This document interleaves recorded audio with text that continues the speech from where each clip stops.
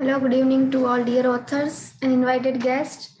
Welcome to technical session 9C. On behalf of Global Knowledge Research Foundation, and it is my great delight to welcome you to the 6th International Conference on Information and Communication Technology for Competitive Strategies, in concurrent with 6th International Conference on Smart Trend in Computing and Communication through Zoom. It is my great, we appreciate all our participants for on this platform for supporting this conference digitally in these unpredictable circumstances of COVID-19 and making it more productive. We hope you will enjoy the days of knowledgeable and interactive session. Just before we get started, I would like to introduce to all our session chair, Professor Nilesh Modi. He is having rich experience of around 17 years in academic and IT industries. Presently, he is working as a professor and School of Computer Science, Controller of Examination, and NAAAC Coordinator at Dr. Babasaheb Ambedkar Open University, Ahmedabad. He is a holding doctorate in e-security, computer science and application. He is a holding expertise on cybersecurity and certification on ethical hacking. Thank you, sir, for being a session chair.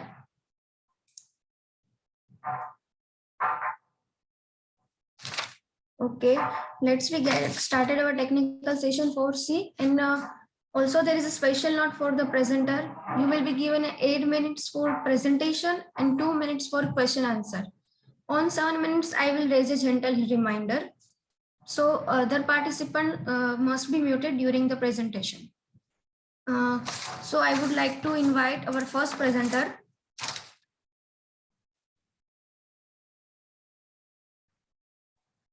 Fayaz Ahmed, and his paper title on Centralized Library Management System and E-Governance Approach for Improving Accessibility of Library Resources of Bangladesh. Yes, Fayaz Ahmed. Can you hear me? Yes. Hello, good afternoon. Hello, sir. Professor Nilesh Modi, sir. Thank you for joining us. Should I start, ma'am? Can I share my screen? Yes, start, sir. Just give me a minute.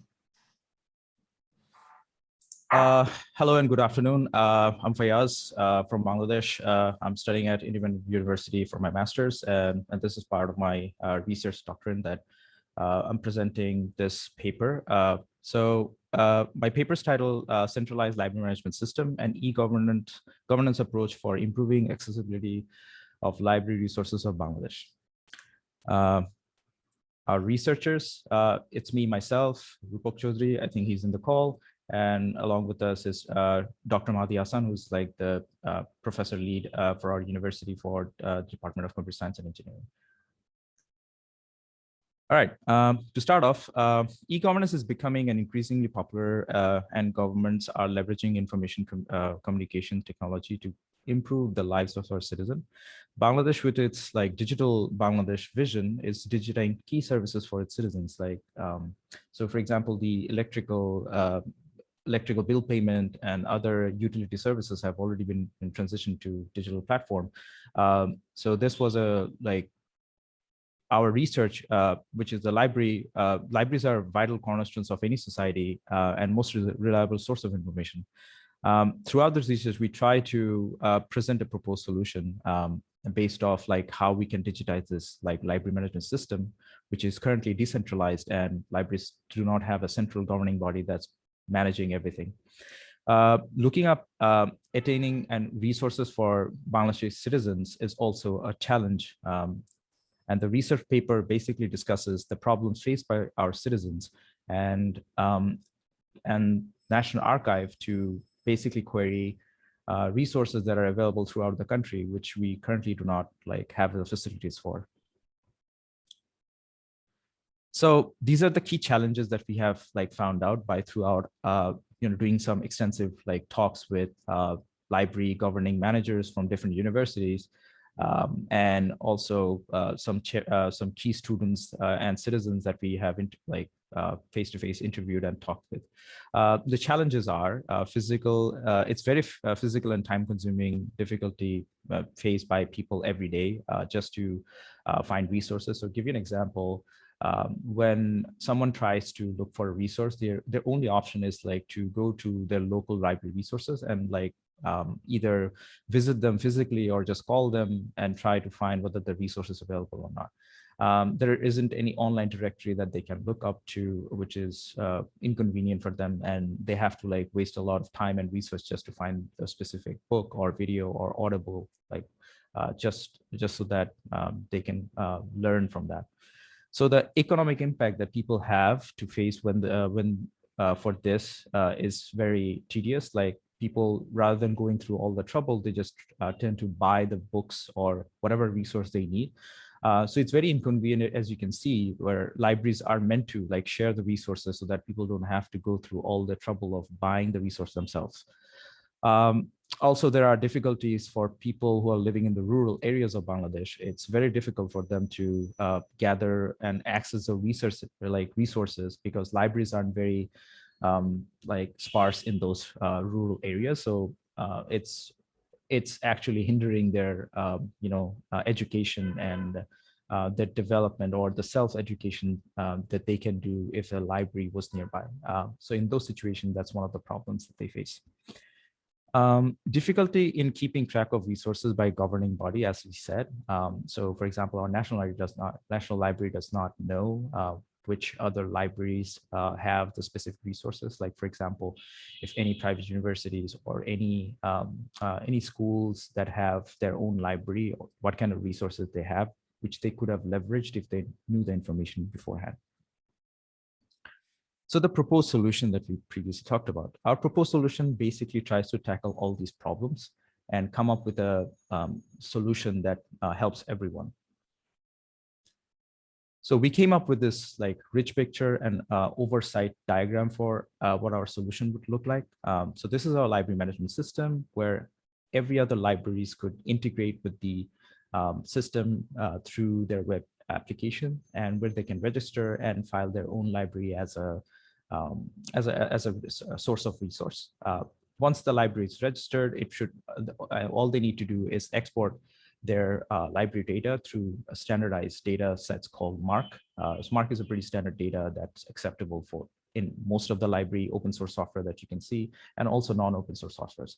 So our software is capable of accepting MARC, and it should just integrate that MARC into the data, and you should have all your references and library assets uploaded to the services. Once the services are uploaded, so the users can interact with the service and choose and like search whatever books, resources that they're trying to find, and they could easily find which universities or wherever that book is available. And they could either use our courier service, like to order that book so that that can be delivered at their home, or they could just pick it up from there if the library is very close by. This not only helps to search for resources, but also it gives them the leverage to acquire resources that are like cities apart. So for example, if I'm in Dhaka and I am trying to find, like if I look up a resource which is like available in Chittagong, it's going to be possible for me to just order and wait maybe a few days just to get that resource. Previously, this is not possible. And our app will also have integration with the payment services, such as like, popular bKash, and also any credit card or debit cards that you would have. You can actually pay them online, or you can pay them through cash.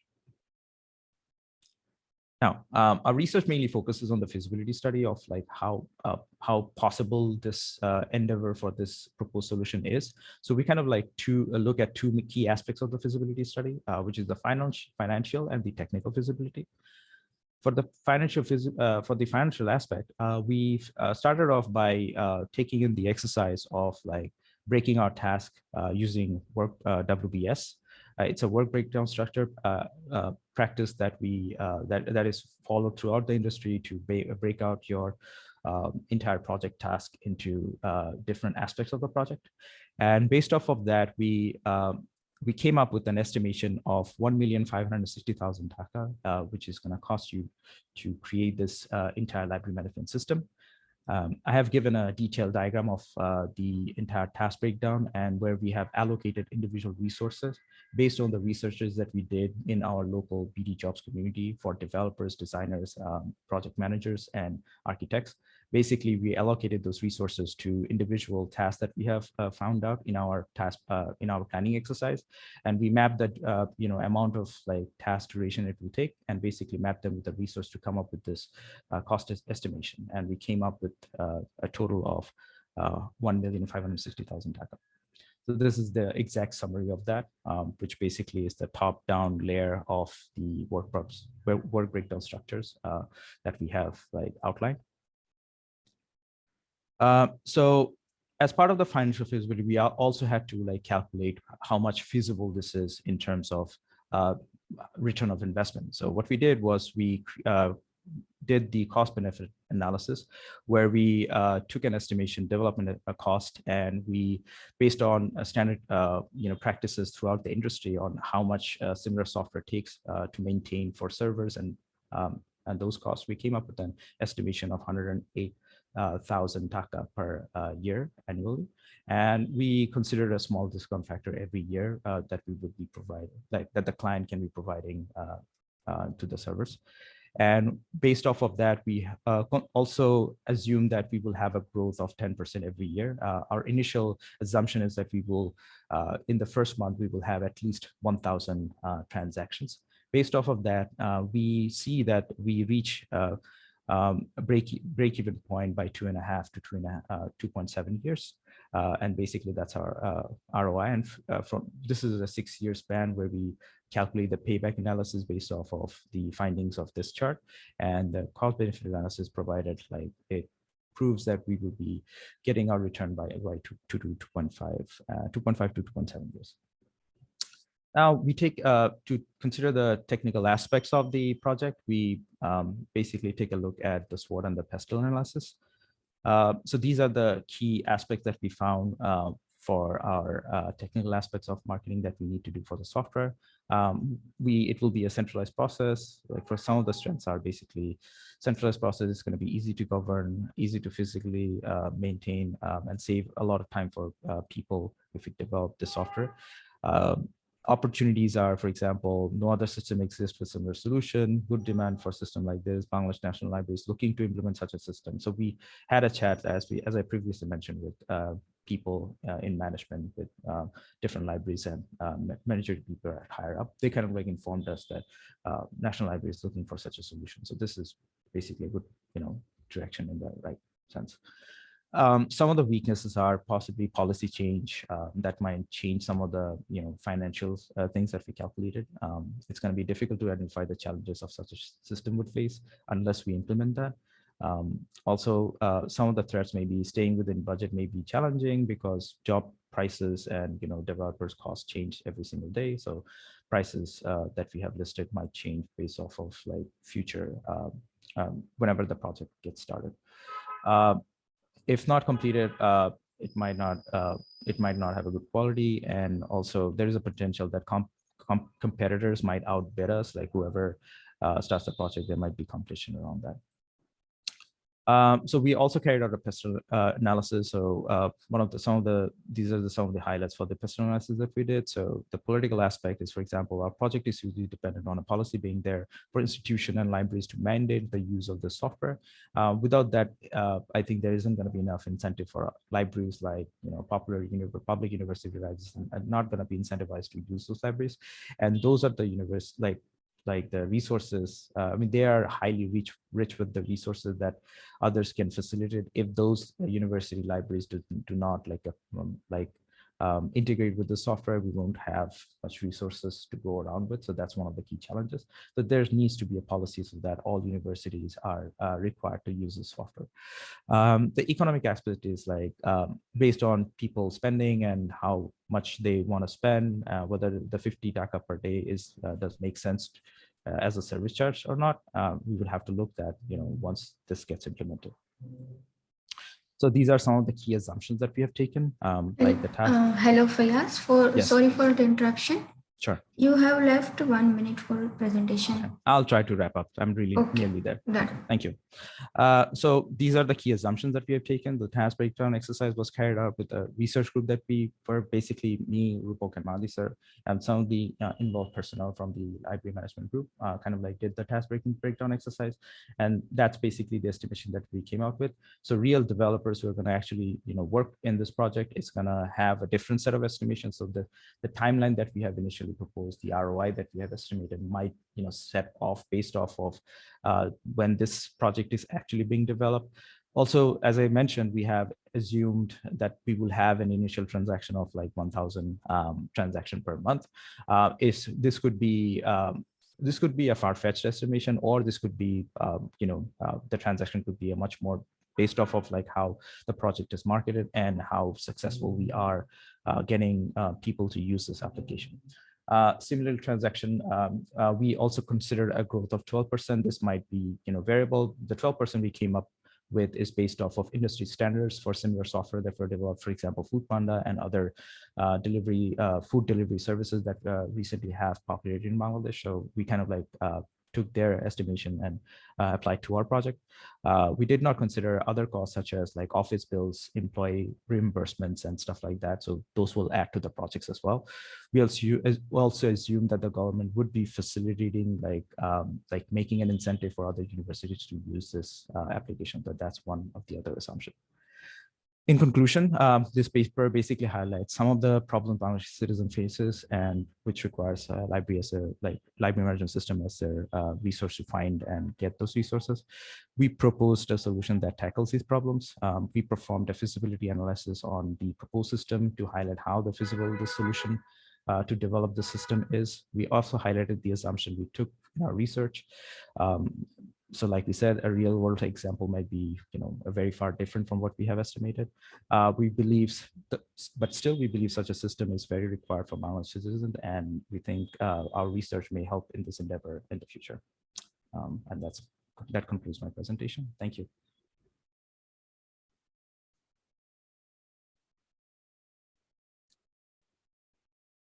Sir, do you have any questions? Yeah, no question from my side. Okay, thank you. Thank you, Fayaz, for your great presentation.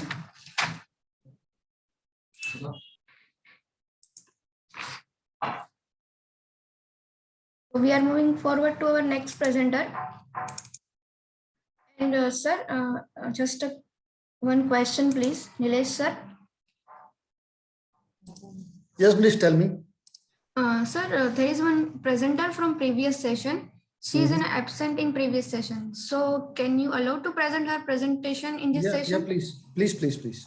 Okay, sir. Thank you. So our next presenter is Akshat Maheshwari, a comparative analysis study using numerical simulation for designing an effective cooling system for electric vehicle batteries. Good evening, everyone. Am I audible? Yes, you are audible. So I'm Akshat Maheshwari, and I'm sure that I can present the screen. Yeah, I hope my screen is visible now. Yes, it is visible. So yeah, my thesis is on a comparative study using numerical simulation for designing an effective cooling system for electrical vehicle batteries. The authors are me and Vineet Singhal. He was my batchmate in my college, and Ajay Sood, he was my professor, and Meenakshi, she was my sub-professor. And I am right now working in Hero MotoCorp as a quality specialist. And so let's just start straight away. So first we need to know about what is a lithium ion cell. So lithium ion cell, to summarize, it's basically 3 sheets of different chemicals. One chemical being a lithium iron phosphate salt, and the other being a separator sheet, and the other being a graphite sheet. So these 3 sheets are wrapped, first they are compressed and then they are wrapped around each other to form a cell. And this is a very common lithium ion structure, and the electrochemistry of the separator changes from manufacturer to manufacturer, and it's generally kept as a trade secret. So In my thesis, I have used the 18650 cell. These are the dimensions of the cell: 18 in diameter, 65 in length. And why this cell? Because these cells are being used by various companies, various manufacturers, even in electric vehicles, as well as other electrical gadgets. These are one of the most common used cells out there. So let's get into C rating. So what's C rating? A C rating is basically it's the amount of current that is discharged in 1 hour. So that much current, like let's say there's a battery that's rated at 10 ampere hour. So and I say that I'm going to discharge it at a rate of 1 C rating. This means that that battery should supply 10 amps for 1 hour. If the battery was rated 2.6 amp hour, then I would have said that 1 C rate of discharge would be 2.6 amps per hour, and 2 C rate would have been the double of it. So why do we need to cool batteries in EV, and why can't we air cool them? Why do we need cooling solutions? So one of the first reasons of cooling the batteries for an EV is because the ideal storage temperature of a lithium-ion cell is minus 20 degrees to 45 degrees Celsius, and the operating temperature is 0 to 35 degrees Celsius, and the ideal operating temperature is around 16 to 25 degrees Celsius. But as we all already are aware of it, that the temperatures in India and tropical countries, are generally out of what we would consider as an ideal operating temperature. So 37 degrees Celsius is what the summer is at my place. And so I came up with a methodology. So we would create different models of 18650 lithium cell modules. So these cylindrical cells are arranged into modules, and like, for example, companies like Tesla and let's say Ather, these companies manufacture their own batteries, and they arrange these cells in modules. Tesla uses 8,000 cells in one of the cars, and small EV electric vehicle bikes, they use around 98 to 130 cells. And so yeah, I would create a module, different kind of module, and then I would import the geometry for meshing in ANSYS, and I would analyze the mesh geometry if it's according to what I would accept, and then we would proceed to post processing and output. After evaluating the result, we'll again try to improve what module we have already designed and developed. So these are the cell properties that we have used. Nominal voltage is 3.2 volts. Density is 2018 kilograms per meter cube. Reference temperature is 300 Kelvin. So specific capacity is 1018 joules per kg per Kelvin. Thermal conductivity in radial direction. The cells are, as they are a packed sheet, a rolled up sheet of 3 different materials. They have 2 different thermal conductivities. One is in axial direction and one is in radial direction. Axial direction is generally, thermal conductivity is generally, it's faster compared to radial direction. So yeah, this was my initial approach. First, we arranged the module. First, we divided the models for the module in 2 different manners. One was direct cooling and one was tubular cooling. So in direct cooling, we arranged the cells inside a aluminum casing. And this casing, inside this casing, we are going to let water flow from the top left side, and let the outflow be at the bottom right side. So, and then the cells are arranged, 80 cells are arranged in a 20 series and 4 parallel way. And tube cooling, these were the initial stages of tube cooling, where I was trying to maintain the meshing properties as well as good geometric properties for the tube, so that it is easy to get manufactured as well as easy to do analysis on. These are the very basic and very cheap straight tubes that we can use, and which I have primarily worked on. And these were the wrap tubes that I later worked upon. So these were the meshings that were developed. These tubes are made up of aluminum, and then the outer wall of the cell is nickel coated steel.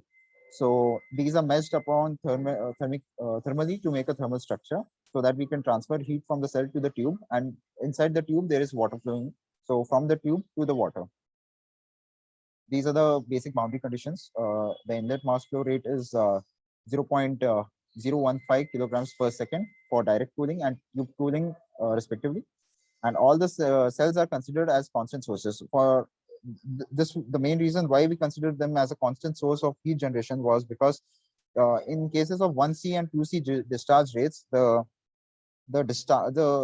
heat generation rates are linearly variable compared with respect to SOC. SOC is the state of charge. So even at 100%, the generation rate is around a similar value as compared to the at 0% or around 10% of the cell. And all the cell walls are in contact with the fluid and are thermally coupled with the system. In case of tube cooling, I've already explained that they're coupled with the aluminum tubes, and then the aluminum tubes are coupled with the water. In case of direct cooling, they are thermally coupled with the water. And these are the results for 1C discharge rate. So these cells are basically discharging at 5,318 watts per meter cube, and for 2C discharge rate, it is 19,452 watts per meter cube. These discharge rates were acquired by practical experiments that were done by other researchers, and for higher discharge rates, we can perform dynamic. Instead of having a constant source of heat, we can have a dynamic source of heat. So these were the results for an 80 cell module. Now let's just for the results, let's just compare why we are not using air. So in air, if you see on the top left, we can observe that the delta change in temperature is around 0.7 Kelvin. And when we compare it to water, the same change is around 0.1 Kelvin. So that's the reason why we force companies to, why companies are forced to use water for their cooling systems. And these are closely packed modules. And this is the straight tube module. Here we can see again using straight tubes, same 80 cells module. We are able to cool the cells so that the delta T is around 0.3 Kelvin. And again, straight tubes. Why do we use straight tubes over direct cooling? Because direct cooling might have fluid leakages. It's harder to have gaskets that can 100% be that are 100% ensuring for a full package, cell package, and leak-proof movement, especially when it comes to the vibrations of an electric vehicle. And straight tubes, they are already the fluid is already separated from the cells through a wall. And also leak testing is easier on a straight with tubes.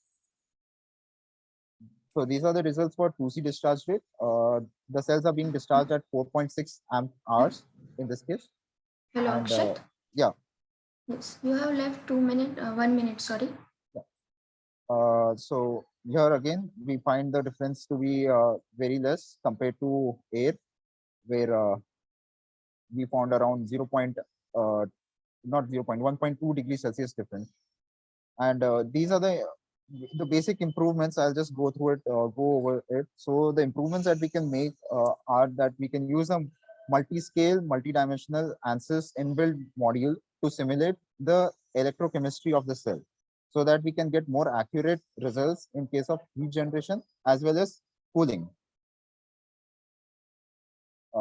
And these are what more improvements have been done to the modules in case. So in the first case, the cells were not closely packed. Now we have closely packed them. We can find out better flow as well as better temperatures. Bigger modules were developed so that we can observe we can have a more multiplicity idea about multiplication. If we can, let's say if we are using 80 cell module, so can we use the same method for 8,000 modules, 8,000 cell module. This is the volumetric rendering for 200 cell module. And these are the wrapped tubes basically, which we use. And we can observe that here the change in temperature is slightly less when compared to straight tubes. It's around 9 degrees Celsius difference. These were the results that we found for the 80 cell module and 80 cell straight tube module. So for the maximum cell temperature that we observed was a very small delta T, that is around 0.056 degrees Celsius. And for the maximum fluid temperature, again, it was a very small value of 0.017 degrees Celsius. And for the straight tubes, this was more reasonable change because there are losses of heat conduction between the tubes and the fluid as well as the cell walls. Same goes for the 2C charge.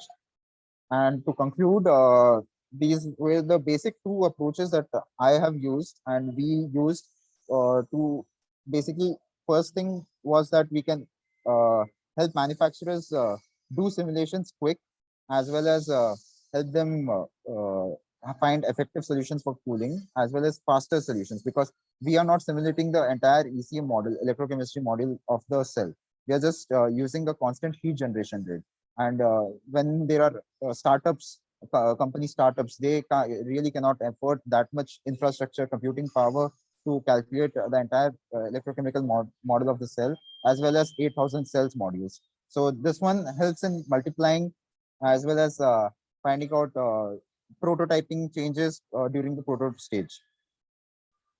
These are the references, and yeah, that's it. Does anyone have any questions? Nilesh, sir? Hello? Yeah, no question from my side. Okay, thank you. Thank you all. Thank you. So next presenter is Sheila Jwale, and her paper title on sentiment analysis and vector embedding, a comparative study. Sorry to disturb you, ma'am. This is Venkatesh Mane here. Yes. Actually, I have a presentation at 4:30. Yes, sir, but it is due to delay. Your presentation is next after this, Sheila Jwale. Okay, ma'am. No problem. Thank you. Yes, welcome. Shall I share the screen, ma'am? Yes, ma'am. Just a second.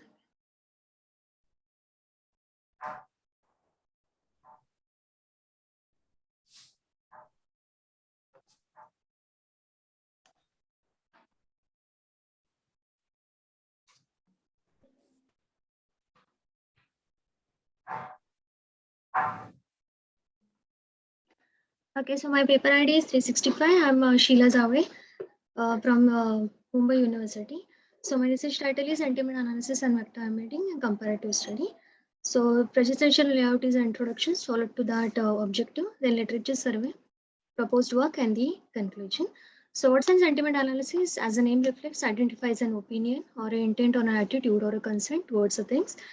So it is used to identify, study, quantify, obtain the tacit set and the subject related information. Plays a very important role in case of varied kind of decision. So it might be the personal or it might be with respect to companies also. So it is very popularly implemented with various domains such as the financial sectors, e-commerce domain, educational domain, clinical domain, disaster management, smart city, and the many more other applications. So this is just in simple representation of the various computational way to do out a sentiment analysis. So we have various kinds of methodologies are available, which starts with the statistical method. Then that is what the most popular is a Bayesian, neo-Bayesian methodology, whereas the machine learning, which comes with a random forest, ADA-boost, decision tree, and unsupervised, these are the popular one. Next, we have the deep learning. We have a different architectures for the deep learning, and my proposed work, which is consist of the deep learning part.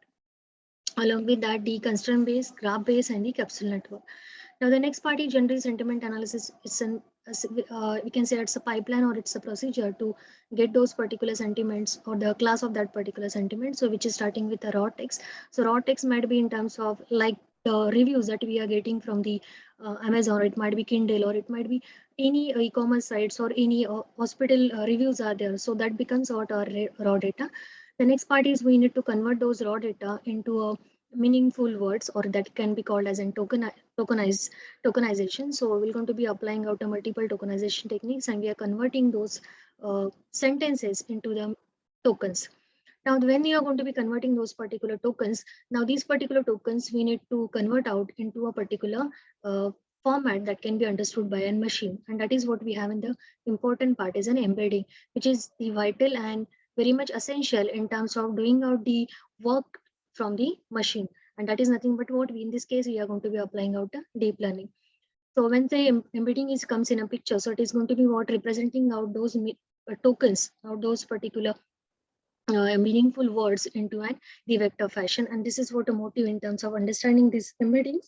There are different types of the embeddings which are available and they are the proposed works. So once the embeddings are applied, the vectors can be given out to the different types of classifiers, CNN, RNN, the transfer learning approach, or it might be the capsule networks. And then we can apply out the proper activation functions and they get the loss, and then we can able to convert out those things into a meaningful sentiments behind those particular sentences, those particular words, either a positive or the negative sentiments. So the objective of this particular paper is in terms of understanding the different types of the embeddings, then apply and see the effect of that, and then creating out the custom embedding to get the better performance. So these are the literature survey we had found out with respect to the multiple say papers and the commercial point of view. So we have the simplest model is a bag of words which representing the words as a particular number and their occurrences. Now it has an advantage, disadvantages in terms of struggling with the polarity shift, and it has a problem with respect to the disrupting the word sequences. So it discarded out the contextual information. The second, we have an TF-IDF. So that is with respect to term frequency and inverse term frequency, which is based upon the word and their importance within the document. So it has an disadvantage in terms of, again, suffering from the semantic deletions, and it ignores out the semantic information from the text, as well as the sentence, that particular vector length becomes an variable. So again, it has a drawback. The next one is what we have a word2vec, so which consists of what computing, it's a statistical, we can say the computational method, which is going to be based upon the two important models, Creep-Gram and the Seabaum method. So where we're going to be have one, in case of a Creep-Gram, we have a one word as in center word, and we are going to be predicting out the different multiple words with respect to that particular single word, no doubt, because by specifying out the particular window size. Whereas in case of a Seabaum, maybe we have a target words are there, and based upon that target word, the surrounding words are predicted out.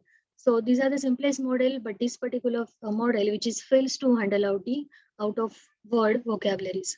The next comes is a GLOW, which is very popular, we can say the methodology in terms of an embedding, and which is commercially also, which is more successful as compared to the word2vec.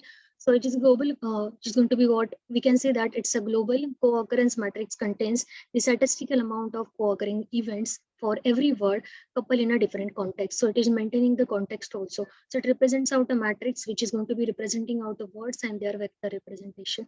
But still it has coming across, if there is out of domain, out of domain those particular words are appear, then it won't be that particular words may not be get again created with a proper vector representation. The next one is what we have the another model which is available as in FastText and Elmo. Elmo is a variation of in FastText. So this is a character based model which is again going to be representing out the words by representing as in characters. So instead of going with an words, it's going to be representing those particular words with a particular characters, and then it is going to be what representing as in vector format. So it is very useful model in terms of what handling the out of word vocabulary words, and that can be useful in terms of deciding the class of those particular sentences. The next come is a more complex model, or we can say the more recent model is what we have the BERT, bidirectional encoder representation from the transformer. So it is going to be what using the already aware knowledge, and by using that particular knowledge, it is trying to representing out those particular words with a predefined vectors. But this particular models has suffers out from the input length size limitation, where we're going to be have again those particular size are limited one, and to represent out that particular, if the sentence size is a larger one, it's might get skipped out the next words, and those next words might decide out the sentence say class of that particular sentence, as well as this particular model as a computational one. But the BERT has an advantage in terms of maintaining the context. Is going to be what representing, and it is we can say this particular model is define as it is going to be what storing out or representing out the context very well. So based upon this particular literatures, we have a proposed model. Can we able to convert? Can we able to represent out a embedding vector, which is a combination of all these particular three models? So in this case, we decided out that can we able to combine out a glow, fastx, and bird, which can represent out what an embedding vector, where glow is nothing but the model which is going to be representing out the words with a more general fashion, whereas fastx representing out or going to be handling out the out of word vocabulary, whereas bird is to be represent out the context about that particular sentences. So based upon that, that the vector which is getting converted going to be what represented with a particular length, which is going to be the length is that of a glow. We are going to be decided out, and according to that, we're going to be give that particular embedding to the delineating classifier to decide out the polarity of the sentences. So based upon that, this is what we had used out for the experiment purpose. So three different data sets we had used out in this case: IMDb, Amazon Kindle, and Alp, with respect to the number of rows and the size of that particular data sets, and the number of classes we in this case, and the embedding techniques that we had used in this case, the combination of a glow, fastx, and a bird, and the architecture that we are used out in case of say understanding the behavior of those particular embedding techniques is the BiLSTM, GRU, and the CNN. So these are the different types of graphs that we had plotted out across those particular BiSTLM, GRU, and the CNN by considering the IMDb database. And in this case, we can able to see that the custom embedding, when you're going to be applying out a single those particular vector representation, the performance is quite lower.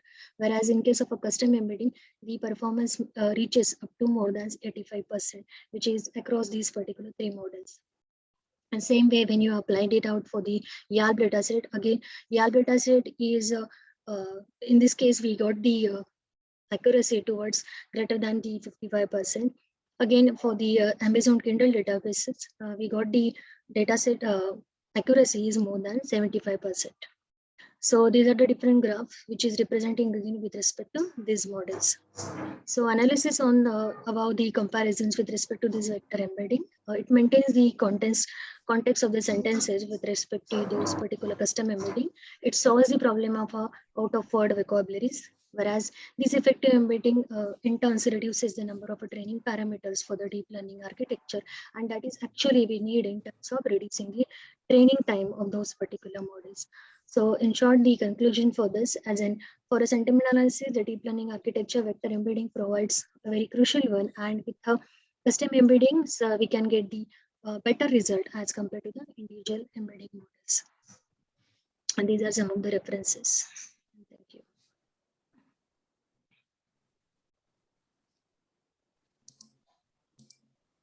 Questions? Hello. Hello, sir. Yeah, can you please go on to second or third slide?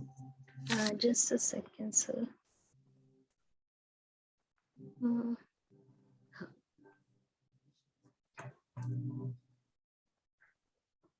Yeah, this graph one.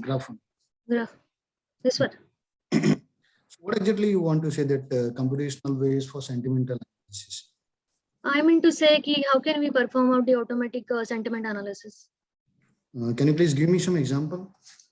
Yes, sir. We have a multiple methods are there. So simplest method is what we can apply to Naive-Bayesian, which is a statistical method, and that is based upon the probability of occurrence of the words which we found as an important with respect to deciding the class of that particular sentences. Okay, fine. Nice. Thank you. Okay, sir. Thank you very much. Yes, thank you, Sheila, for the Yes, presentation. Thank you, ma'am. Okay. So our next presenter is Venkatesh Mane, and his paper title on radar and camera sensor data fusion. Yes, ma'am. Shall I share my screen? Yes. Share.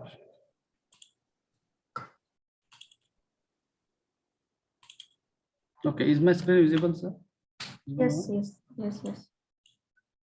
Okay, good evening once again, everyone. This is Professor Venkatesh Mane from Delhi Technological University. See, on behalf of my team, I am presenting this paper. So this paper is basically on radar, and authors Ashwini Nalini Iyer and Professor Nikita Patil. Okay. Contents of my need statement, literature survey, problem statement, methodology, what are the hardwares I have used, distance calculation, clustering, and results. So, and there is a need for the class vision. So basically, for automotive applications, we need a device to accurately detect and classify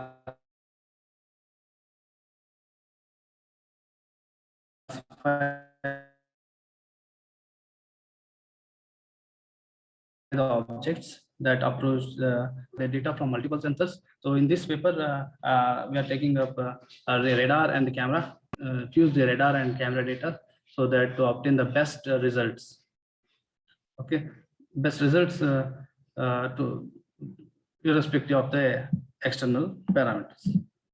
So why fusion? Why we are going for fusion? Why not only camera or why not only radar? So this is a chart which best explains us. So when you consider distance, definitely radar is better, and camera is, of course, it is fair, we can calculate. But if you fuse both camera and radar, we get good results. When you take angle, again, camera is good, radar is not so good. But when you fuse it, again, you get a good result.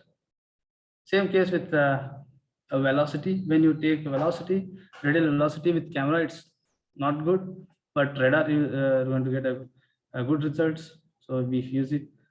Lateral velocity as well. When you fuse it, you will get a good result rather than taking it from individually. Okay. So similarly, if you, the drawbacks of camera is that in weather condition, lighting condition, if the data whatever you get from the camera may not be suitable to detect the obstacle.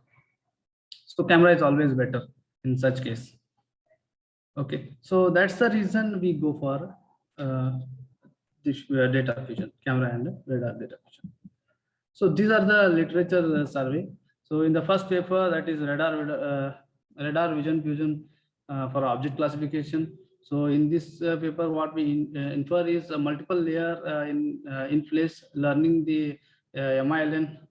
It is used to distinguish the images of different objects.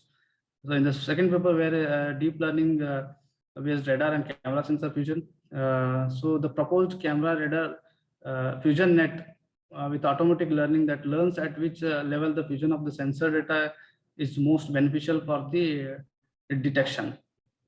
The third paper, obstacle detection reference design using 77 gigahertz wave sensor. So it helps in the understanding the basic usage of radar sensor for the visioning with the camera. Similarly, the other the papers which I have referred, it uses the sensor fusion for vehicle tracking with camera and radar sensor. So the proposed fusion with adaptive gating and track-to-track algorithm for sensor fusion algorithm for forward vehicle tracking, and directly compare performance by applying each algorithm to camera and radar fusion, radar sensor fusion. So these are the set of papers which I have referred. So this is my problem statement which I am trying to address. So here I am trying to implement data fusion of radar and radar and camera to achieve a real-time object detection. So here I have used AWR1642 camera radar sensor, so which will give me the obstacle distance in terms of x and y coordinates. So once you power it off, radar starts. It gives RX packet decoding, post data processing, and project information. Okay. Similarly, I get parallelly I get a data from the camera. Okay, so this is the hardware setup which I used. So different experiments have been performed, monitoring the object both using camera and radar by side on top of it. So trying to capture with a different set of experiments. So the goal was to get the distance in terms of x, y, z coordinates the angle, horizontal and vertical, velocity, radial and lateral and angular velocity from camera and radar. So this is how we got the result. You can see the left one is the radar view. Here I'm getting x and y coordinate, and I'm calculating the distance based on the Pythagoras equation. Here we have this x, which is about 1.18 meters, and y is 2.23 meters. So you get, so the Pythagoras, if you calculate this, you will get 2.5. And here also we have the output from the camera. So we are able to detect the facial face, we are able to detect, and we are getting the distance as 2.337 meters. Okay, so the conclusion from this is that radar, it is the best obstacle detection is achieved at the best range resolution, and maximum radar range is at the best resolution is about 25 meters. Radar gives multiple points for a single object due to the configuration what we have made. And then camera speed of was both demonstrated and tested. It was verified with the given company specification as 69 degrees. The maximum camera range where objects could be detected was about found to be about 5 meters. So we have also done the clustering. Why clustering? Because radar tends to give multiple points, so it cannot give you the points directly, so it will tend to give the multiple points for a single object because of high range resolution. Hence it is essential to cluster the points so that we can get a single point. So for this reason we have gone for DB scan clustering, density based spatial clustering of application with the noise. So it does not require a preset number of clustering at all. It identifies the outliers as noise, unlike other algorithms which simply throws a noise to a different cluster even if the data is very different. So it can find arbitrarily sized and arbitrarily shaped clusters quite as well. DB scan begins with an arbitrary starting data point that has not been visited. So the neighborhood of this point is extracted using a distant epsilon. Okay, so this is the output you can see with respect to scatter point and cluster point. So in the left one you can see the scatter point. For this first point in the new cluster, the points within the epsilon distance neighborhood also become the part of the same cluster, as you can see in the animation. Okay, this procedure of making all points in the epsilon neighborhood belongs to the same cluster is then repeated for all of the new points that have been just added to the cluster group. Once the current cluster is completed, a new unvisited point is retrieved and processed, leading to the discovery of further cluster of clustering or noise. So this is a scatter point and this is a cluster point. So again, we have also done the calibration. So why we need to calibrate? Because in order to get the optimum result, we have to fuse the data obtained both from the camera as well as the radar. The fusion of data aids in decision making that is required for the fusion. Okay, so for fusion to occur, both the camera and radar need to be in the same measurement system so that the comparison and communication can effortlessly take place. Okay, so for the camera to communicate with the radar, we have to convert them into a real world coordinates. So this can be done by calibrating the camera. So how do we calibrate? So camera calibration can be done like we have the equation. So 2D image point is equal to the camera matrix and a 3D world point. So so we get a pixel of P of XY. Okay, so now if you take this calibration, the camera parameters are represented by 4x3 matrix, which is called as a camera matrix. So this matrix maps the 3D world scene into an image plane. The calibration algorithm calculates the camera matrix using the eccentric and intrinsic parameters. So the eccentric parameters represent the location of the camera in the 3D scene. So and the intrinsic parameters represent the optical center as well as and the focal length of the camera. So these are the equations as you can see. Hello, Venkatesh. Sorry for the interruption. You have left only 1 minute, so please. Yes, ma'am. So this is the a continuation part of the camera calibration. As you can see, 2D image coordinates, and then you have intrinsic parameter matrix, eccentric parameter properties, as well as the real world coordinates. So we also do the angle calculation in the camera, because we have to calculate the distance, angle, and the speed. So angle calculation in the camera is very important. So angle is nothing but the detected object column number minus the middle column number divided by the number of columns per field of view. So from this, we will be able to get the angle accurately from the camera. Okay, so a digital image in an image is composed of pixels, as you know. In an image, there is a several number of rows and columns. So knowing the pixel value or the column value, we will be able to get the image angle accurately. So to find the range of angles, we need a FOV. Okay, so for a Logitech webcam, what we got from the design specification is 69 degrees. So first we need to find the number of rows and columns of the image.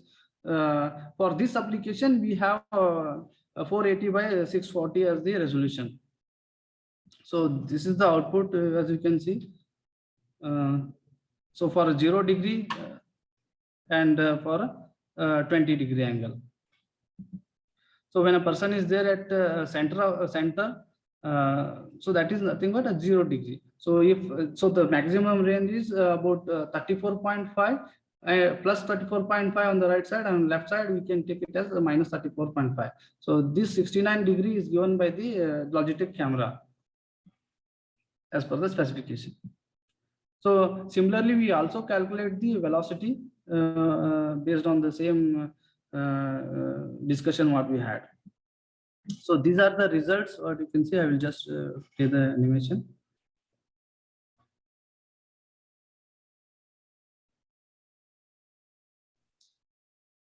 Hello. Yes, sir. I'm playing the animation.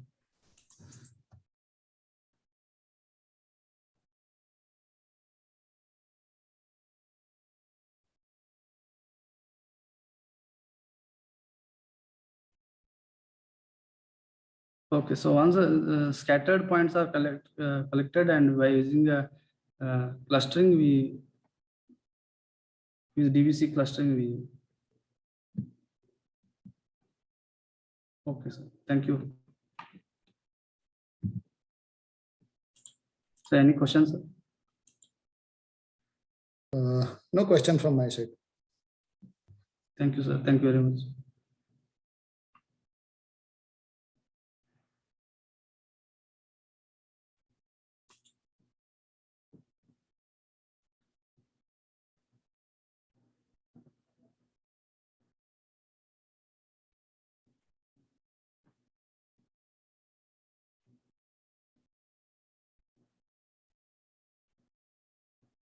Ma'am, I have another paper. Shall I log out?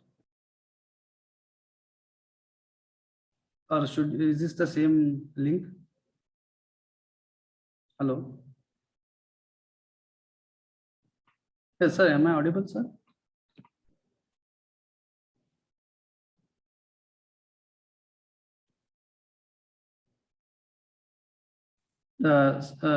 I have another presentation. Can I? Yes, Venkatesh. After two presenter, your turn will become then. Okay. Thank you very much. So we are moving our next presenter, Shraddha Amit Kalele, and her paper title is on a hybrid approach towards machine translation system for English, Hindi, and vice versa. Yeah, hello all. So let me know if my screen is visible. Yes. Is it visible now? Yes, visible, but make full screen, please. Yep. Is it okay now? Yes, okay. Yeah, thanks a lot. So I apologize you in advance because I'm in the middle of a marriage, so you may hear some noises. So please excuse me for that. So good afternoon all. The topic of my presentation is a hybrid approach towards machine translation system for English to Hindi and vice versa. This work is a fallout of pilot Bahubhashik project supported by Ministry of Electronics and Information Technology under Natural Language Translation Mission. So the objective is to develop machine translation system for English to Hindi and vice versa for documents generated during the daily proceedings of Lok Sabha, which include documents like papers to be laid on the table, daily speeches of ministers and members of parliament, etc. The another objective is to create good quality, large parallel corpus for English Hindi from the above said domain. So the following are the steps that we followed for MT system development. The first is the data creation, followed by pre-processing of the data. This step is required to create input for rule-based as well as an MT system. The rule-based approach that we use uses tree adjoining grammar, and an MT system uses transformer deep learning model.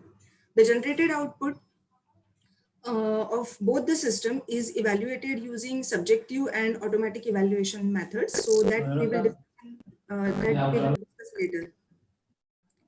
Now, the first and foremost requirement for the development of an MT system is the data, that too with the following qualities.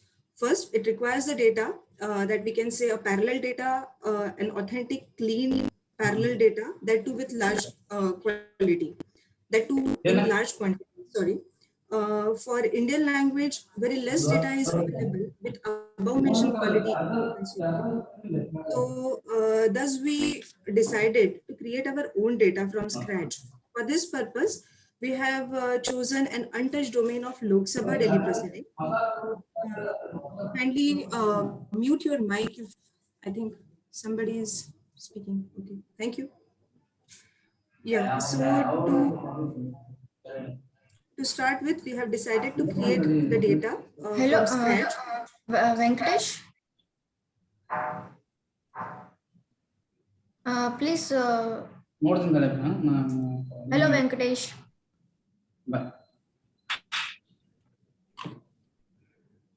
Yes. Yeah. Hello. Yeah. Please mute it. Yes, Shraddha, you can continue. Yeah, thank you. So we have decided to create our own data set and from an untouched domain of Lok Sabha proceeding. These documents are available at Lok Sabha website in PDF format, which we downloaded and then bucketed it. So later these files were transformed into a usable format, and the usable format was the sentence-wise parallel corpus that was verified and compiled and aligned. So the challenges during this process were first was there was no file identifier for language or domain. Thus, after downloading of the file, the matching of the corresponding Hindi or English file was to be done. So that has to be done manually. Since the data was in PDF format and therefore we cannot use it as it is, therefore we converted it into a usable format. After conversion, we come to know that the data is not in Unicode, but it uses some 4 different fonts, that is Divya, Suresh, Aryan. I think Utsav was a Unicode font, but other were not. So we have to use specialized or special OCR and converters. After using these converters, the data got actually corrupted. So examples of which are given in the slide. So these are some of the examples, but the data was corrupted in large numbers. So we have to manually correct it. After which, even in the conversion, the sentences got broken at the very different places or at the wrong places. So that has to be also verified. Other challenge arose during the alignment process due to the variation in the translation style. Some of the English Hindi translators, what they do is they capture only the meaning, and therefore it cannot be called the exact translation. So for an example 2 here, there are 35 to 36 sugar mills in Bihar which are lying closed today. So the translation that the actual translator has done is Bihar mein 35-36 चीनी मिलें बंद हैं. So it is not exact translation or cannot say the parallel translation. Similarly, after the creation of the another problem was the translator takes liberty to translate one sentence into 2 Hindi sentences. So the second example, if a juvenile reports any crime to police, it should be taken seriously and action should be taken if a policeman ignores his complaint. So in this case, the translator has translated this single sentence into 2 sentences. So this poses another problem for alignment process. And last but not the least, there were a lot of repetition of sentences due to, I don't know that because of the data or the kind of work that has been done. So due to which we have to do more efforts and we got less unique sentences. But all these challenges we managed, and finally we handled them effectively and efficiently by involving manual, automatic and semi-automatic methods. Sometimes the Python scripts were used, and sometimes the manual efforts were used, and finally we could be able to generate 5 to 6 lakhs of parallel, clean, align English Hindi parallel corpus for our NMT development. So after this, we have created our rule-based and NMT system. NMT system uses the transformer model, and later the outputs of this developed system were tested and evaluated using automatic and subjective evaluation methods. So for automatic evaluation, we have used blue scores, which is given in this slide. So for English Hindi translation, it is 21.18. For Hindi English, it is 41.47. We don't know why, but we are getting good accuracy for Hindi to English. And secondly, we also evaluated our data on a subjective evaluation. So we used blind and open evaluation, where in case of blind, we have given only the empty outputs, while in case of open, we have given the source sentence also to the evaluators. And they evaluated it on the basis of comprehensibility and fluency. So these are the scores of comprehensibility and fluency for both English Hindi and Hindi English system. And the future work, we would like to make available this data into the open source, because in Indian languages, this cleaned corpus is not available, although there are many data sets which are available, but not the clean and parallel corpus in this large quantity. So we would like to make available this data into the open source, and would like to create more data, and also would like to develop some pre-processing tools for this parallel alignment or the OCR conversion from the PDF file. So this is what is lacking that we found it. So this we will do. And lastly, I would again like to thank Mighty for supporting this work, and also JIS Group of CIRAC Pune to carry out the evaluation under the same natural language translation mission. With this, I conclude my presentation. Thank you. So any questions? No, no questions. Okay, thank you. Thank you, Shraddha. Yeah, thanks a lot.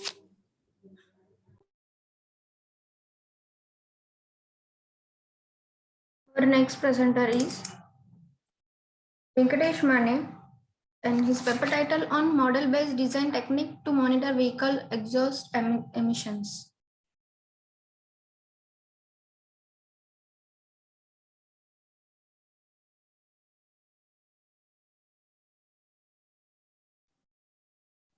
Hello, Am I audible, ma'am? yes, sir. I'm sharing my screen. Is my screen visible? Yes, visible. Okay, good evening once again. Venkatesh Mane here. I'm here to present my paper on model-based design techniques to monitor the vehicle exhaust emissions. My co-authors are Ashwini K, Dr. Nalini Iyer, Professor Vishal P, and Professor Nikita Patil. Okay, so new segment nowadays, you can see the number of vehicles on the roads are increasing day by day, and governments are putting the norms every now and then. Today we have BS6 in place. Okay, so to monitor this emission, it is becoming very crucial and critical for OEM suppliers as well as the government entities. So most of the time, owners, what happens is they forget to do the emission testing done, and also this emission data is very much required for the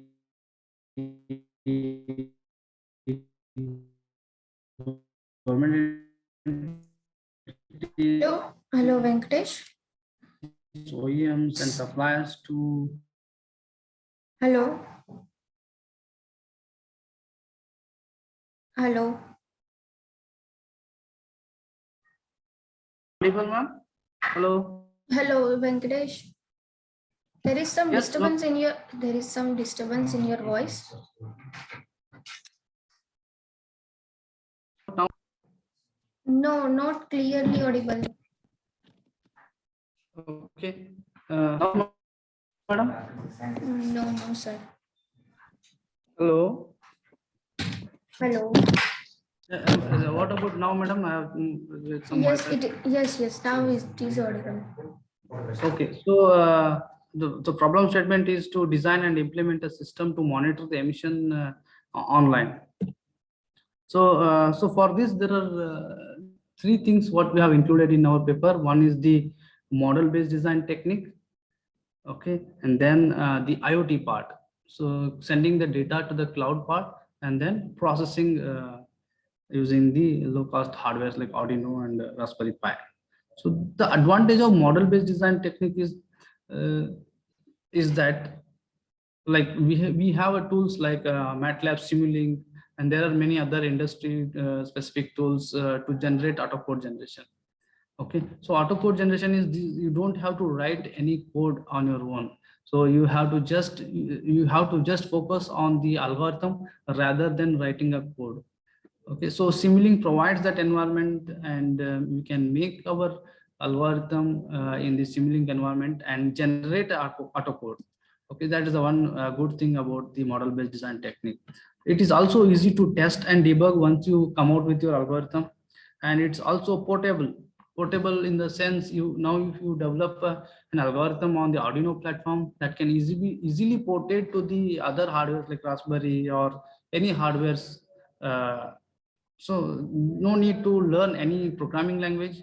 So autocode generation is possible. So it is based on the block-based design. You don't have to write any piece of code. It is very easy to learn. You can integrate with other systems easily. Like for example, you make a block-based design and generate a C code out of it, and you can integrate with other systems as well. That is also possible. Okay, it also supports low cost hardwares like Arduino and Raspberry Pi. So this is the reason why we go for a model based design technique. Okay, so this is one of the closed loop system to monitor the exhaust emissions. So here you can see the air gets into the engine, and this is monitored by the MAF sensor. So once this goes to the engine, based on the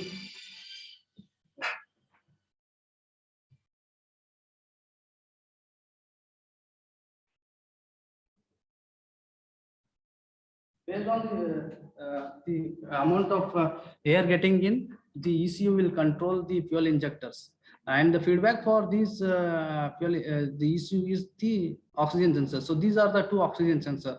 The first oxygen sensor will tell us whether the mixture was rich or lean, and the second one will tell whether the 3WC, that catalytic converter, is performing well or not. So based on that, ECU will decide how much fuel to be injected into the engine. So this is one of the closed loop system of the engine management system. Here we are going to implement the emission and send it to the cloud. So we are going to connect our sensors over here and monitor those parameters like HC, CO, and NOx, and send it to the cloud. That is our main objective. Okay, this is a system architecture. So we have sensors like HC, CO sensors. We interface it to the Arduino Uno, but Arduino Uno doesn't have any capability to directly send it to the cloud. So we interface this Arduino Uno to the Raspberry Pi. Raspberry Pi Model 3 and Model 4 has got inbuilt Wi-Fi module through which we can directly send it to the cloud. And so once the data goes down to the cloud, this data is can be accessed by the government entities, can be accessed by the suppliers who manufacture the vehicle, and also the suppliers who provide the electronic control units to control the engine. So this is the overall, everybody is getting the data, and they analyze the data, they can perform their analysis and take corrective action if something is not going well. Okay, so this is the Simulink and Arduino interface to the and generate the autocode generation. Okay, so here we are going to interface the Arduino to the MATLAB Simulink with the help of a USB interface, And the Simulink provides the library for interfacing the Arduino. You can access the IO pins, you can access the sensors through the library block that Simulink provides, as well as you not only just it is not generally simulation, but also you can generate a hex file and dump it to the target hardware. Okay, so here we have two hardwares. One is Arduino, another is the Raspberry. So in both we need the hex file to be generated, because Arduino only gets the sensor data. Now sensor data needs to be sent to the cloud. So again, we need a Raspberry Pi. So Raspberry Pi will take the data from the Arduino and send it to the cloud. Okay, so this is the ThingSpeak server which we are sending the, you can see the CO level, what we are monitored from the Raspberry Pi with the help of Arduino through the sensors, and we send it to the ThingSpeak server. So that's from my side. So any questions, sir? No questions. Okay, thank you, sir.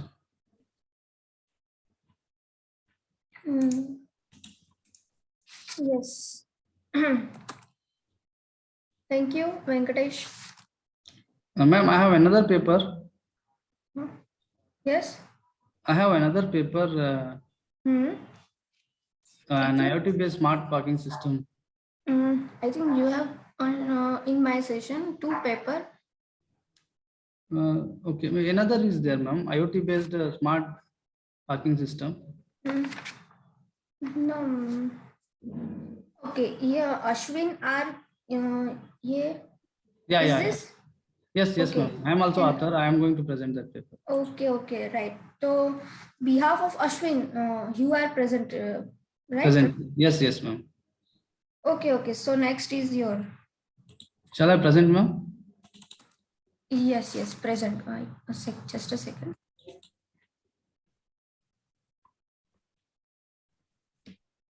Okay. So, and paper title is an IoT-based smart parking system for smart cities, right? Yes, ma'am. Yes, exactly. Okay, please start your presentation. Okay. Good evening. My screen is visible, ma'am? Is my screen visible? No, not visible, sir.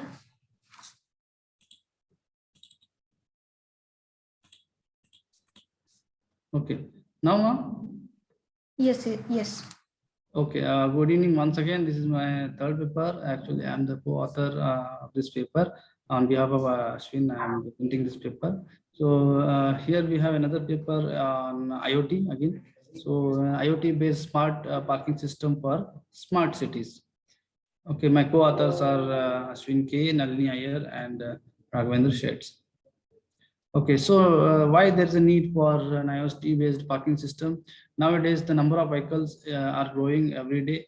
So very large space is required, and the parking areas are very less if you go into the cities such as Bangalore, Delhi, or whatever, wherever you go, there you face a parking problem.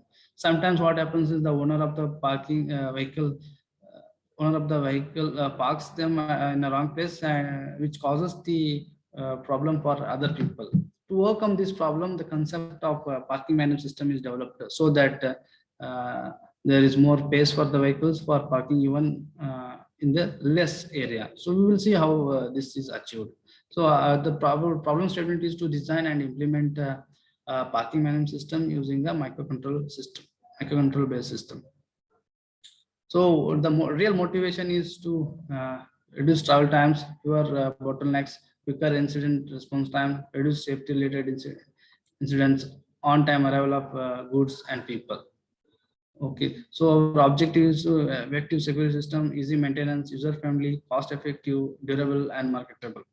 Now this is our parking management system. Here you can see we have two devices here. One is at the user. So every user will have this device, and then owner will also have the device. For example, if you are in Bangalore or Delhi, so normally in weekdays, what happens? In weekdays, all the apartments after 10 o'clock they will be vacant. Yes, sir. Okay, during weekdays, all the apartments will be vacant during weekdays, and during weekends, the malls near the industries, they will be vacant during a weekend. They will be occupied. Yes or no? But industry parking in industry, the parking will be free when during weekends. So this is the real motivation why we want to go for this parking management system. So during the day after 10 o'clock, so owner can allow this to for the others to park it.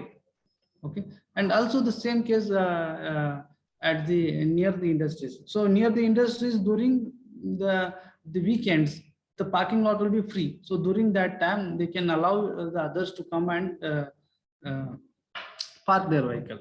So there will be a database where like you can, if the owner want to give it for rent, so they can register here, and the one who want to use it, they can access this database, and they can book their parking slot. That is the overall idea actually. So there will be two IDs. The user will have one unique ID once he registers, and before parking, he will get that unique ID. And then there is one unique ID given to the owner. Okay, so that he can register there and allow for the parking. So you can give it for the rent. Okay, so this is the software architecture. So this is the database. What you can see here, we have user info, you have owner info, and what are the reservations you have made, and what are the parking facilities available. So before you go to some other place and search for the parking slot, you can book the parking slot now itself. So that is the basic idea here. So this is how the application looks like. So you can sign up and log in and book your slot. And once you sign up and log in, you will get an unique ID. So because in a apartment, there will be multiple slots, which slot you have booked. So you will get one unique ID. So user will have one RFID card. As soon as you go to that particular place, so that RFID card will be checked. If that matches, then he is allowed to park his vehicle. Okay, so these are the different images of the application. Okay, so that's it from my side. Any questions, sir?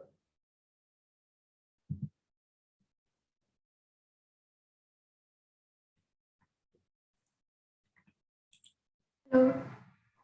Yes, no question from my side. Okay, sir. Okay, thank you, Venkatesh, for Thank your you. presentation. Okay, Thank you so much. we're moving forward our next presenter. Shall I disconnect? Yes, yes. Manjula K. Pawar, and her paper title is on distributed and scalable healthcare data storage using blockchain and KNN classification. Okay. Hello. Hello, am I audible? Yes, yes. My name is Amit Patel. I'm also the co-author for the paper. Okay. Yeah, so I'll be presenting. Okay, okay.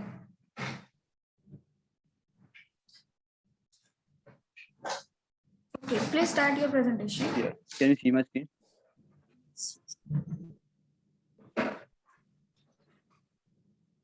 Is my screen visible? Yes, yes, it is visible, sir. So our paper is on distributed and scalable healthcare data storage using blockchain and KNN classification. Yeah. So these are the content which I'm going to walk you through. So what's our motivation for this project? There is an enormous amount of data generated every day, nearly 2.5 quintillion bytes every day. But and also previous year 2022 year only, the market for the big data grew by 15% itself. So yeah, in 2021, this year, the ratio between unique and replicated data is 1.1:8. So it is a very great amount very great ratio, and by 2024 it is expected to reach 1:10. So eliminating these replicated data can actually save processing power, storage, and some process and time to process it.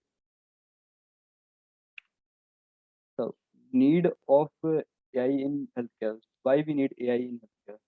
First of all, we cannot actually replace a professionally trained doctor with a machine program, but we can reduce their work and assist them in many ways. Areas in many areas where automation can actually provide a more efficient workflow for the hospital. So, yeah, uh, these are the related work. So, implementation of a distributed file storage and access framework using IPFS and blockchain. In this paper, they have proposed that the content address technique, in contrast to the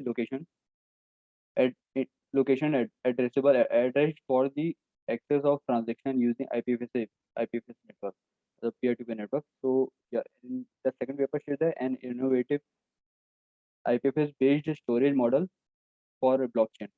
In this paper, the miners deposit the transaction data into the IPFS network and pack the returned IPFS hash of the transaction into the block of the blockchain. I'll walk you through the proposed model. Before getting to the fully proposed model, let's first understand each component required to complete the model. We have talked about the replication of data, but how we are actually dealing with it and eliminating. We are using IPFS API. It stands for Interplanetary File Storage System. It uses content addressable hash system for representing each file that is uploaded to the peer-to-peer network. So if you can say if a file is being uploaded to the network and it is been tampered, then the hash of the file itself will change. So and hence result in the mismatch of the hash. This will ensure data integrity in the network. The files are being stored into peer-to-peer network, where each IPFS contributor acts as the node of the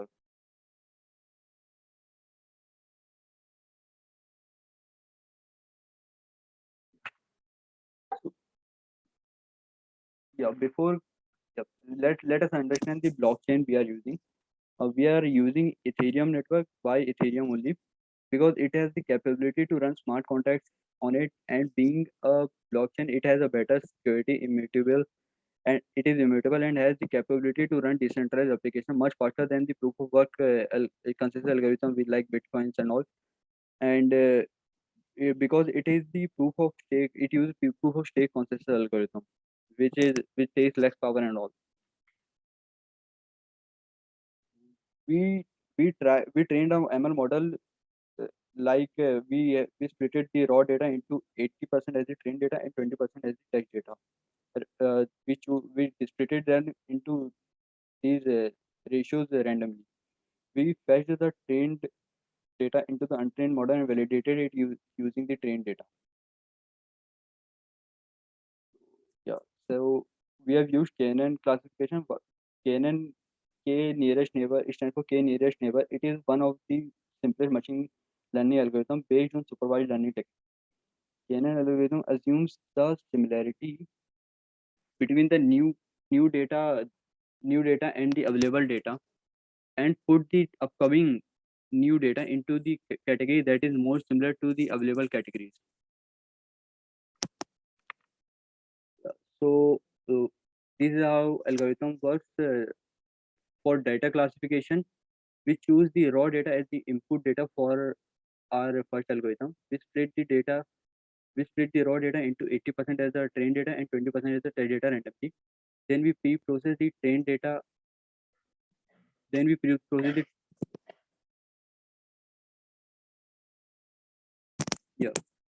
Then we pre-process the trained data. We import an untrained KNN model from using a library and set its parameter two k values at equal to 3. We can also choose 6 or 7 because all three of them were giving the same efficiencies. We train the model using the train data and save the train data. Train model in using pickle.dump. We also save the test data so that we do not repeat the test data as the rows were chosen randomly.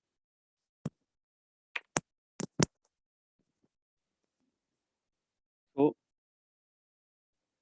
for data storing algorithm, first we get the hash of the particular row as for hash for the first we get the hash for the particular row as the input and connect IPFS API using Infura server.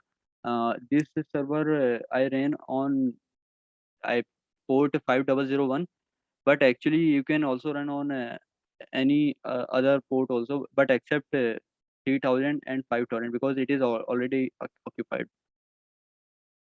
Yeah, and then we use the hash of the data to retrieve the data from the IPFS network. The data is returned in the form of as a whole string. So we have to pre-process by typecasting it to the preferred data type. We loaded the previously saved model using pickle.load and pass the test data to predict the output. If prediction equal to 0, the patient is not having heart disease, or if prediction equal to 1, the patient is having heart disease and he could be referred to any doctor. Else, the result is invalid. So this is a full proposed model in which we are using IPFS for storing the data in decentralized system and is accessed using IPFS API. The Ethereum blockchain is running on the test server, and any test server can be used like mainnet, Rinkeby, etc. Or we can create the Ethereum blockchain locally also. Both the modules are connected to the front end. Yeah. So these are our results. This is a comparison between fresh uploadation and a re-uploadation with respect to the different data sizes, and we observed that while re-uploadation, the time taken is significantly less. This is the performance of KNN model with respect to the different k values, and we can observe that for k values equal to 4, that equal to 3, 7, and 8 gives the maximum efficiency of 88.52%. So we can conclude this by this paper. We showcase the integration of blockchain and AI, use of artificial intelligence in healthcare in a passive manner. Being a blockchain supported model, it is more secure than conventional data storing model, and it is corruption-less model due to immutability of the block. The future purpose of the project is to implement a private decentralized storage system for healthcare data that can be shared among a group of hospitals with the same organization or hospital within the same. These are our references. Thank you.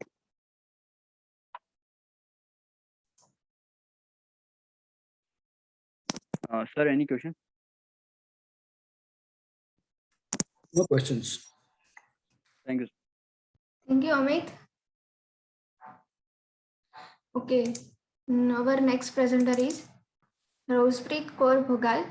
Her paper title is Human Activity Recognition Using LSTM with Feature Extraction through CNN. Good afternoon, ma'am. Ma'am, am I audible? Yes, you are audible. Yes, ma'am.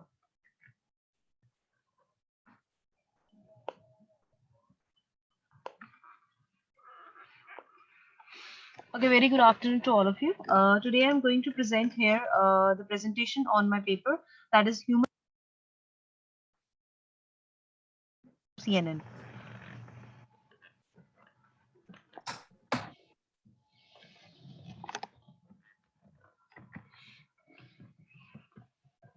So this paper, this presentation basically include introduction part, and then I'm going to discuss the basic model of HAR and with the research methodology. Then the data set I have used in this paper, experimental work. Then I have compared my result also with other papers and then references. The human activity recognition is one of the most important aspect if we talk about automatically detection of activities from the videos. So when we want to create basic model, then there will be four models, well, four submodels are required in that. That first we need a raw video. It can be video, it can be image. Means for any classification, these things are required. So input will be the raw video, which on which we want to identify the activity. Output of the system will be a class name, obviously, and then then we have to find out the representation of that raw video in the form of some feature vectors. So extraction we have to do afterwards of each frame from the videos. Then classify, we have to use it, and after that action class will be the output. So here in this particular work, I have used a deep neural network, which is basically used to classify the activities. The methodology I have used is that first we have RGB videos. That RGB videos I have use of database, which is the name is HM database, which is Human Motion database. It has 51 classes. So first I'm going. I have converted my all videos into some sequences. That sequences will include features, right? Depend upon each frame. Depend how many frames are there in each video. Accordingly, the feature vector is calculated. In that, the CNN network has been used. The CNN network is Google network, which is a pre-trained network.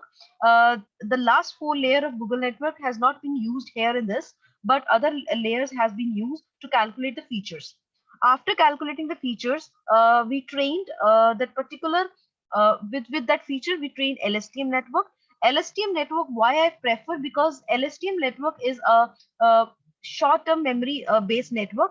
It is basically having the information of past and future. That's why the LSTM network is the preference over this. Because if I talk about any activities is always having the relationship between the previous time and the next time. So that's why the LSTM network is the most preferred network when we have this type of data set. So LSTM network is preferred to predict the video labels. And then after assembling the database, the video is classifying in the form of activity name. So the model basically used the hair like that.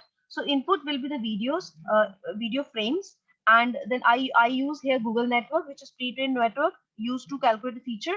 Each feature has been calculated. 1024 is a row, number of rows, and 409 is the frame of each video. Like first video, if I talk about, 409 are the number of frames, right? So 1024 is one column, which is representing the feature value of one frame. Like that, it is calculated 409 times. So this is the one video. Similarly, do for second video, third video, fourth video, so on like that. After converted each video in the form of some sequence vector. Why I have converted into sequence vector? Because the LSTM network is the network which is basically taking input sequence. Sequence is nothing. It is a one vector which has rows and columns. So that's why I have converted my every video in the form of vector. So after that, I have made one network. In that network, there are 6 layers. The sequence is the input layer, which is basically used to give the input to the network. BiLSTM network is the preference here. The reason I already have told. BiLSTM network is the same type of LSTM, but just we connect the LSTM in opposite direction. So it made BiLSTM network. After that, the dropout layer will be there. Dropout layer is basically used to drop out some from it, and some most important feature has been extracted from this. After that, fully connected layer will be there. Fully connected layer, the output will be obviously number of classes, and the softmax layer is basically used to calculate the probability of each class, which identification is going on in the last layer, which is called as a classification.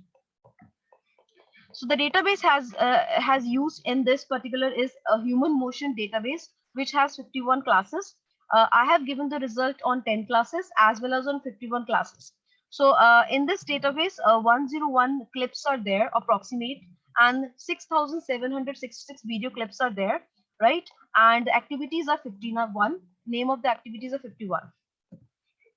So the distribution of the database is as given follow, means when we talk about each video, the full body is available is 56.3%. Like that, the abbreviation, like that, the detail is given in this particular box, like how the distribution of data has been done, like camera motion if we talk about. So this is the percentage of video variation is there in that. This is the results of that paper. So what I have done, I have done the training as well as after that I have checked my result also. So training graph is shown as a blue colored line, and the validation graph is shown as a black colored line. Here in this particular thing, if you have noticed, this particular class training is done on the 10 classes only. So in the 10 classes, second graph is showing that how loss varies with iteration. So as much as loss is less, so that will be better network, and similarly as much as accuracy is more, that will be the better network. And the same model has been tested on 51 classes also, which I have noticed when I have tested my network on the 51 classes, the classification accuracy reduced. So the conclusion of my paper is also here like that more number of classes if there, then the accuracy is decreasing with respect to it. So to improve the network, we have to calculate the features accordingly, and we have to consider other things also if we want to improve the network to get more accuracy. I have compared my paper with other papers also. So if I talk about 51 classes, my method is giving 63.96 accuracy, and other methods I have compared, the accuracy is less than that. So the conclusion of this paper is basically I have done the BIOLISTIM network is the most used network as per the literature survey, because this is basically having the information of past and future both. So that's why the BIOLISTIM network is a preferred. So this is a one kind of deep neural network which can use to recognize the activities as well as other things also. So the paper has already compared the things on 10 classes as well as on 51 classes. If I talk about 10 classes, my accuracy is coming above 90. If I talk about 51 classes, accuracy is coming 63.96. So these all things are depend upon that how I have calculated the feature vectors, the hyperparameters or number of layers. If we increase the number of layers, then the accuracy can improve in with this particular model also. So in the future work, this paper can be extended, like we can improve hyperparameters of the model, as well as we can move on the unsupervised learning also. This paper can be can more improve with the sense of like that. I have not used multi-view data. Multi-view data means different angles I have not considered. I have just considered RGB videos at same angle, like 0-degree angle. So if we consider at different angle like 0 degree, 45 degree, or minus 45 degrees, so on. So this paper can improve further on also. So in a future work, I'm going to extend this paper like that. So these are the references. That's in my presentation.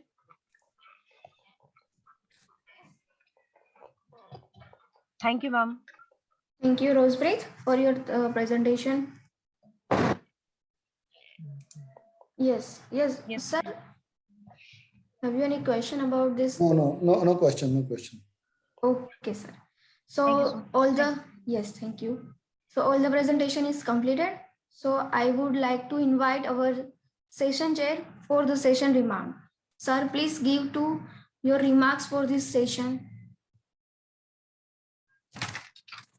Yeah, all the papers were related to the recent trends and technologies in the field of ICT.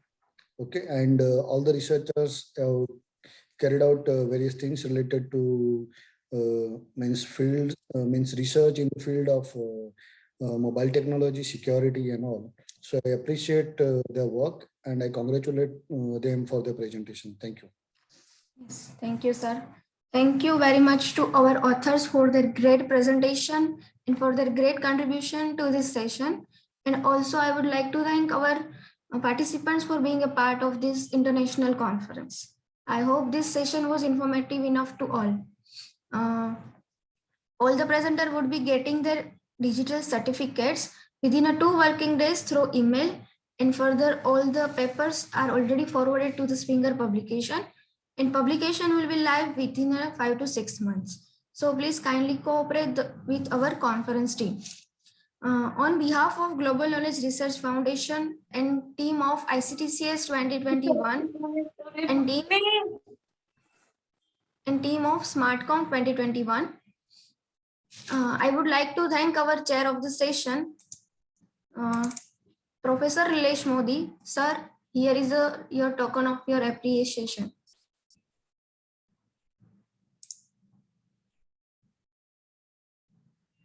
Thank you. Thank you, sir, for your valuable presence in this session.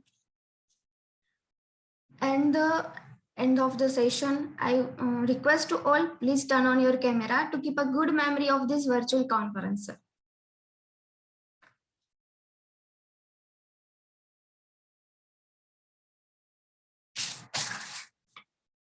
Yes. Yes, done. Perfect. Thank you to all. Stay safe and take care. Thank you, sir. Thank you, ma'am.